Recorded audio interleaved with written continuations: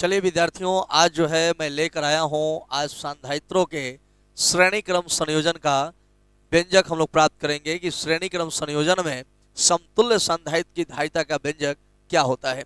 यह बात पर आज चर्चा करेंगे, लेकिन सबसे पहले हम यह जान लें कि सांधारित्रों का श्रेणी क्रम संयोजन क्या होता है।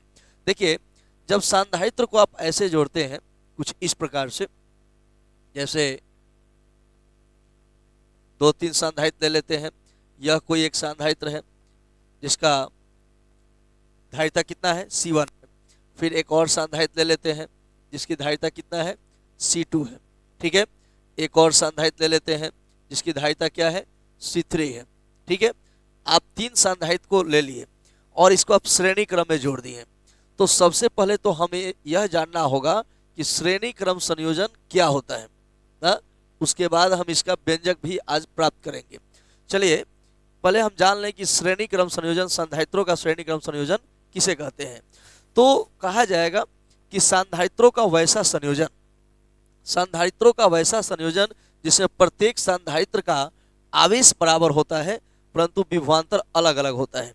जैसे मान लेते हैं यह कोई V वोल्ट बैटरी इस सांधारित्र के संयोजन में जोड़ दिया गया। देखिए लाइन से जो जोड़ा गया है, एक के साथ दूसरा कनेक्ट, दूसरा के साथ तीसरा कनेक्ट, ऐसे किया गया है। क्या है, श्रेणी क्रम है। श्रेणी क्रम एक संयोजन है और इसमें क्या है कि V वोल्ट के किसी बैटरी को जोड़ दिया गया है। अब यह V वोल्ट का बैटरी परिपथ में जो है आवेश भेजेगा। क्या भेजेगा, आवेश।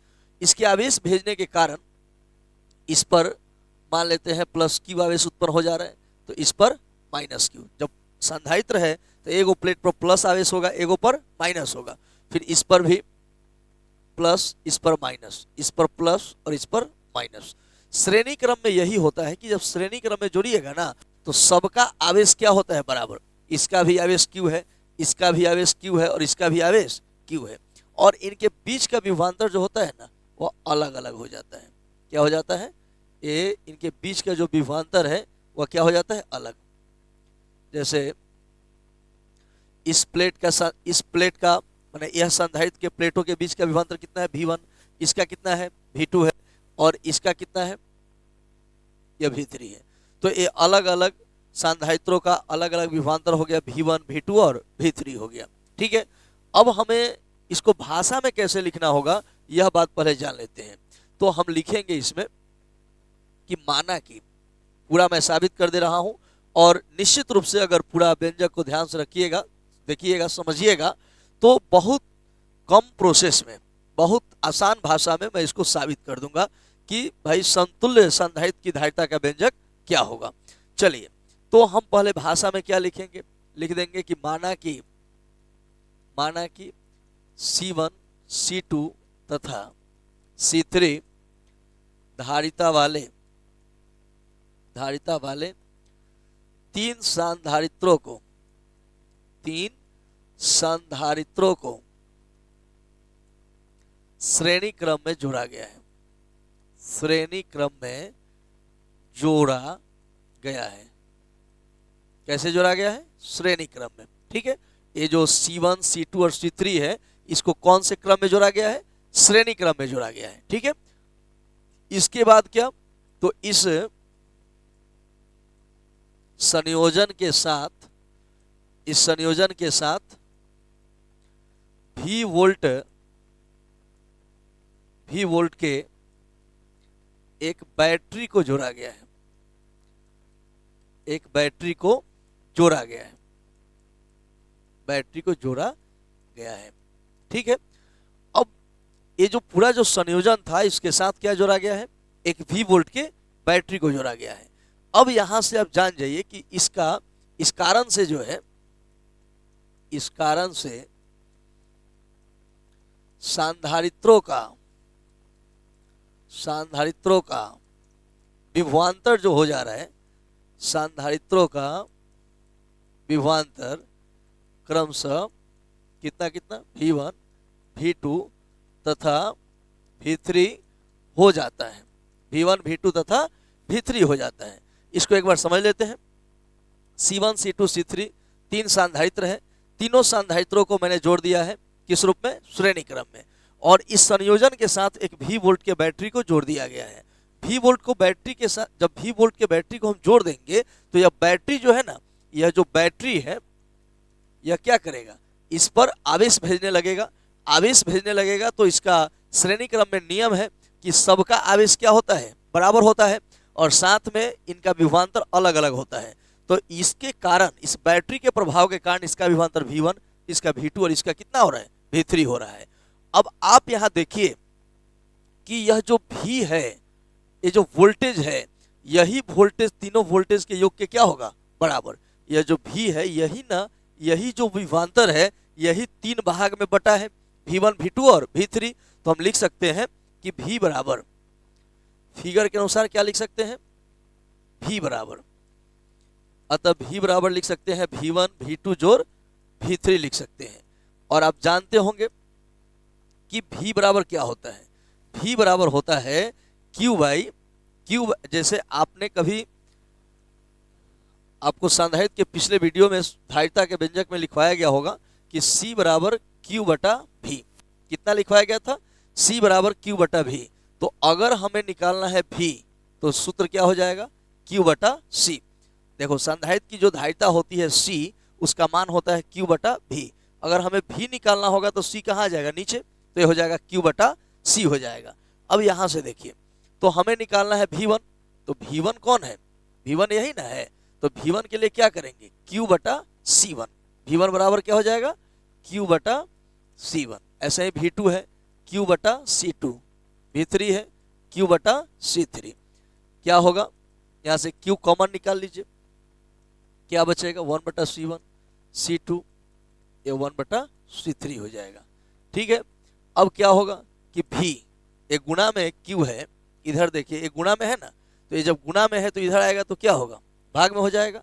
इधर जो है गुणा में है तो इधर भाग में हो जाएगा, इधर क्या बचेगा, 1 बाई C1, 1 बाई C2, ये 1 बाई C3, समीकरण 1। यहाँ तक समीकरण 1 हो गया। तो हमने प्राप्त किया V बटा Q बराबर 1 by C1 plus 1 by C2 plus 1 by C3। अब देखिए, मैं चाहता हूं कि ये तीनों संयोजन को हटाकर, इस संयोजन को हटाकर, मतलब तीनों जो संधारित्र है, तीनों संधारित्र के बदले अगर मैं एक संधारित्र लूं तब क्या होगा। अब लिखा जाएगा कि मान लीजिए अब तीनों संधारित्रों के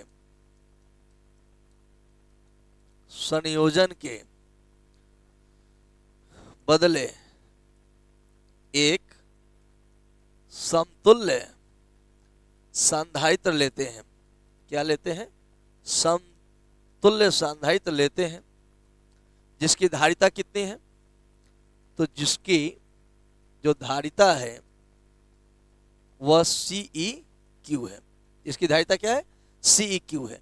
अब क्या करते हैं कि जो तीनों संधारित्र है, वो तीनों संधारित्र को हटाकर एक समतुल्य संधारित्र देते हैं। समतुल्य संधारित्र का मतलब आप ऐसे समझ सकते हैं, जैसे मान लीजिए कि कहीं पे 3 पहलवान मिलकर कोई काम कर रहे हैं। अगर तीनों पहलवान के बदला में कोई एक ऐसा पहलवान लाते हैं जो तीनों के बराबर का टक्कर दे सकता है, तो तीनों के बदले जो उस पहलवान को आप लाए हैं, उस पहलवान को कहिएगा समतुल्य पहलवान। ठीक उसी प्रकार अगर 3 गो संधारित्र है तो वह परिपथ में उतना ही काम करेगा।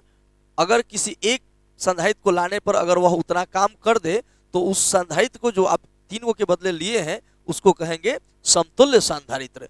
मैंने भी वही लिखा है कि तीनों संधारित्र के संयोजन के बदले एक समतुल्य संधारित्र लेते हैं जिसकी धारिता CEQ है, और इसे क्या करते हैं, इसे V वोल्ट वाले बैटरी से जोड़ा गया है। ठीक है, V वोल्ट वाले बैटरी से जोड़ा गया है। मतलब जो हमने जो संधारित्र लिया है, ये जो संधारित्र लिया है, इस संधारित्र को क्या करते हैं, V वोल्ट वाले बैटरी से जोड़ दिए। इसकी धारिता कितनी थी, CEQ थी। ठीक है, और देखो जब V वोल्ट वाले बैटरी से जोड़ेंगे तो यह इस पर आवेश भेजेगा, तो फिर यह आवेश भेजेगा तो इस पर प्लस Q और इस पर माइनस Q। तो हम अब यहां से एक बात जानते हैं कि CEQ बराबर क्या होता है, Q बटा V होता है। ठीक है, Q बटा V होता है। अगर हम क्या करें कि इसको पलट दें, जैसे CEQ है ना, तो मैं चाहता हूँ 1 बटा CEQ कर दिया जाए, इसको पलट दिया जाए CEQ। तो इसको पलटिएगा तो इसको भी पलटना पड़ेगा ना, ये पलटा गया। एक Q बटा V था तो ये क्या हो गया, V बटा Q हो गया, समीकरण 2 हो गया। दोनों पर विचार कीजिए। समीकरण 1 में देखिए यह V बटा Q था ना, और समीकरण 2 में देखिए ये भी V बटा क्या है, Q। तो V बटा Q का मान इधर कितना है, 1 बटा CEQ, बस V बटा Q को हटाकर यही बैठा देते हैं। तो क्या लिखेंगे, समीकरण 1 तथा समीकरण 2 से। ठीक है, इसको देख लेते हैं क्या होगा। तो ये जो V बटा Q है समीकरण 1 में, जो V बटा Q है ना, तो इस ये जो V बटा Q है इसका मान कितना है, तो 1 बटा CEQ है। तो 1 बटा CEQ जो है इसके बदला में हम बैठा देते हैं, तो कितना हो जाएगा, 1 बटा CEQ बराबर ये जो V बटा Q था ना, समीकरण 2 में देखिए CEQ है, इसको सीधा इसके बदला में जो है इस वैल्यू को हम बैठा दें समीकरण 1 में। तो समीकरण 1 में बैठाइएगा तो हो जाएगा 1 बटा CEQ बराबर उधर जितना लिखा हुआ है 1/C1, 1/C2, 1/C3। यही हमें साबित करना था, और यह इस प्रकार से सांधारित्रों का श्रेणी क्रम संयोजन की स्थिति में धारिता का हमने व्यंजक प्राप्त कर लिया। समतुल्य धारिता यही होगा। यदि आप देख लीजिए, इसको इंसर्ट लास्ट में समझा दूं कि अगर 3 संधारित्र है जिसकी धारिता C1, C2 और C3 है, तो उसका अगर समतुल्य संधारित्र की धारिता निकालना है तो सूत्र हो जाएगा 1/CEQ बराबर 1/C1 plus 1/C2 plus 1/C3। इसी तरह से अगर मान लीजिए कि C1, C2, C3, C4 dash dash N तक, Cn तक जो है सांधारित्र अगर दिया जाए, नोट में ये समझने के लिए, अगर इसी तरह से अगर C1, C2, C3, C4 dash dash Cn धारिता वाले सांधारित्र दिए गए, कहा जाए उसको श्रेणी क्रम में जोड़ना है, तो श्रेणी क्रम में टोटल इसका जो वैल्यू हो जाएगा CEQ माने टोटल जो संधारित्र का समतुल्य धारिता जो हो जाएगा, ये निकल जाएगा 1/C1, 1/C2, 1/C3, 1/C4 dash dash 1/Cn। माने करते क्या है, तो जितने भी अगर श्रेणी क्रम में जोड़ना है तो समतुल्य संधारित्र की धारिता प्राप्त करने के लिए क्या करते हैं कि 1 बटा CEQ बराबर जितना संधारित्र है ना सबका विलोम, 1 बटा C1, 1 बटा C2, जितना संधारित्र की धारिता है सबका उल्टा 1 बटा C1, 1 बटा C2, 1 बटा C3, 1 बटा C4 डैश डैश 1 बटा Cn हो जाएगा। तो आपने आज की क्लास में समझा सांधारित्रों का श्रेणी क्रम संयोजन की स्थिति में धारिता का, समतुल्य धारिता का व्यंजक। आप इसी तरह से आप जिस प्रकार से सपोर्ट कर रहे हैं, इसी प्रकार से आपका सपोर्ट रहा तो लगातार वीडियो तो बन ही रहा है, और भी ज़्यादा आपको सुविधा इसमें मिलेगा। और धीरे धीरे जो है हम लोग सारे पॉइंट्स को, जो बहुत भारी पॉइंट्स हैं, उसको आसान शब्दों में सीखने का प्रयास करेंगे। तो मिलते हैं इसी उम्मीद के साथ अगले वीडियो में। दीजिए इजाज़त, धन्यवाद।